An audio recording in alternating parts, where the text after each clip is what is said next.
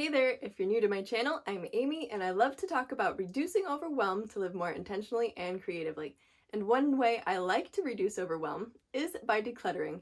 So today I'm going to give you some ideas of things you can declutter today to make your home more peaceful and to make you feel more confident as the manager of your home.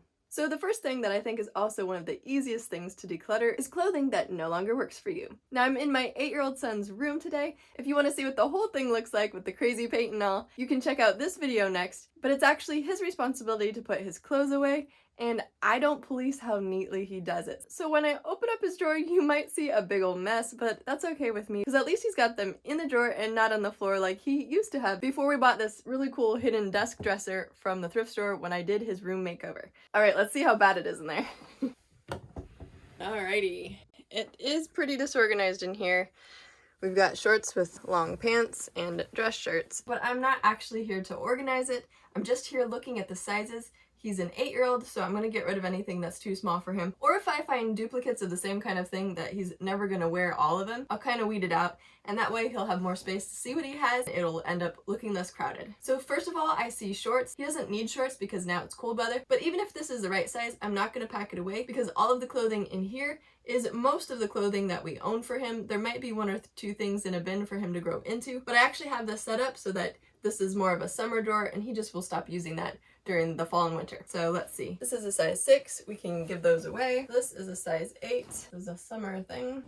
This is a 6-7. It still fits him. He's a pretty skinny kid, but I'm gonna pass it on because he never wears it. Okay, these are new. He got him for his birthday. This is one of his favorite shirts. It's extra small. I'm just gonna disappear it while he's not looking. He doesn't really wear dress shirts except maybe if I do a family photo. I got him all these funny shirts because I think they're so amusing, but he actually only rewears about 3 of his shirts. So I guess I'm gonna have to give up on gifting him t-shirts. Say what size this is. Well, since I don't know what size this is and he has so many pairs of tan pants, I'm just gonna pass these on. Let's see. He's got these 2 pairs and this pair, so that's a total of 4 pair. And he also has some school pairs that he'll probably wear for the next year. Like these are a size 8, I'll keep them. I'm gonna pass these on. Okay, these are a size 10, so yeah, he really only needs these 2 pair. There we go. These shorts are a size 6. He loves pocket shorts, and technically because he's so skinny they fit, but I'm gonna pass those on too. Some other things I found hanging around are these extra small cotton t-shirts he really likes that a friend gave us, and I can just pass those on because they're really meant for, I think, a 5-year-old. They're size 5 swim shorts, size 6. They used to be pants, but you know, they could work for somebody for shorts. I don't know where the extra pieces are. So I've got a big old pile that I can give away. Well, I feel pretty good. He's got more space in here for what he actually needs to put in here, and he can see everything to make better selection so much easier. Minimalism really does make your life easier. Don't be afraid to get rid of duplicates, even if they're really nice and maybe you just bought them. If you don't need them, don't let them take up space and energy in your laundry. The second thing that you can declutter with me today is jewelry you don't use anymore. Now, it's really fun to collect jewelry, but if you find that you don't wear it, it really easily becomes a tangled mess, right? So today I'm going to look at what I like and wear and get rid of anything that I just know I'm never going to wear again. And I'm really sensitive to smells, so the first thing I'm getting rid of, even though I really loved this, it was a couple bucks at Big Lots and I wore it non-stop for like 2 years. It's just really cool, geometric.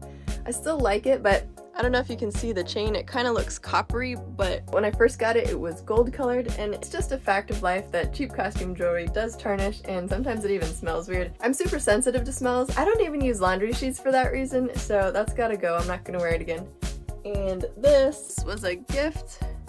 It's definitely pretty, and my daughter likes pink, but she has enough of her own jewelry. I don't want to save it for when she's older. I'm not gonna wear it, so even though I appreciate the gift, I'm gonna pass this on. And finally, this thing. I'm not really a fan of the color of green. I think it might have been a little darker when I first got it, but I don't actually remember ever liking to wear it, so I'm gonna pass that on too.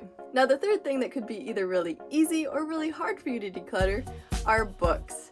So I am a book lover, and I used to feel like my identity was tied to books. Like I couldn't get rid of books that I had read and I felt like they defined me. Well, now I really love Audible. I'll actually put a link below. That's really the only way I get through reading books. I listen to him on the way to appointments, so I'm not as attached to books that realistically I don't have time for. They're not on my priority of topics. I'm more excited about achieving goals and doing creative things than sitting down and reading.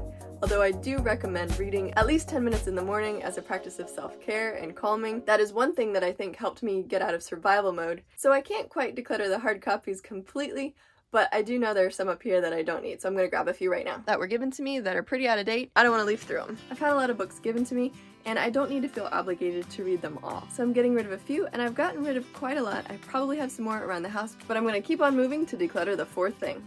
The fourth thing that's pretty easy to declutter is your mail. As soon as it comes in, don't set it down on that counter.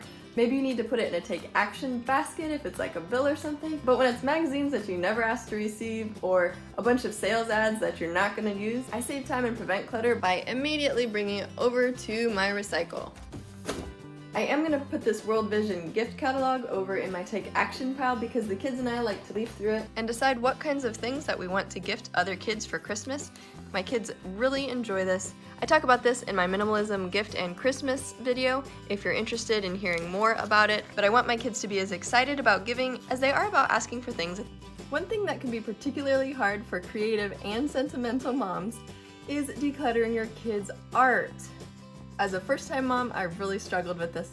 Any little handprint or anything that he did that came home from Sunday school or something like that, I held on to until I had massive stacks. So now that my daughter is 6 and my son is 8, I've gotten a little bit better about knowing which ones are the stellar pieces to keep in a memory book if they make me laugh. Sometimes I'll just take a picture, but I do like to have the original art just because that was something that was so meaningful to me as a kid.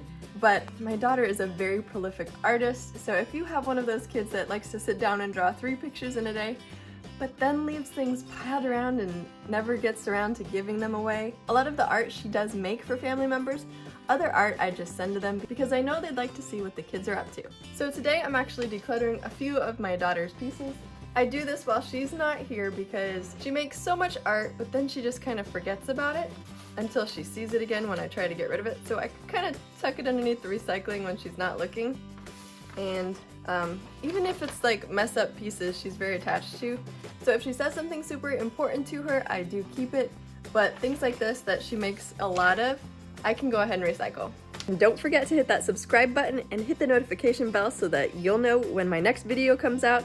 I like to have fun here, and I think you'll enjoy being part of the creative tribe. So I'd love to have you join us on our journey towards reducing overwhelm to live more intentionally and creatively. Oh, you're so cuddly. I just love you. Oh, so cute.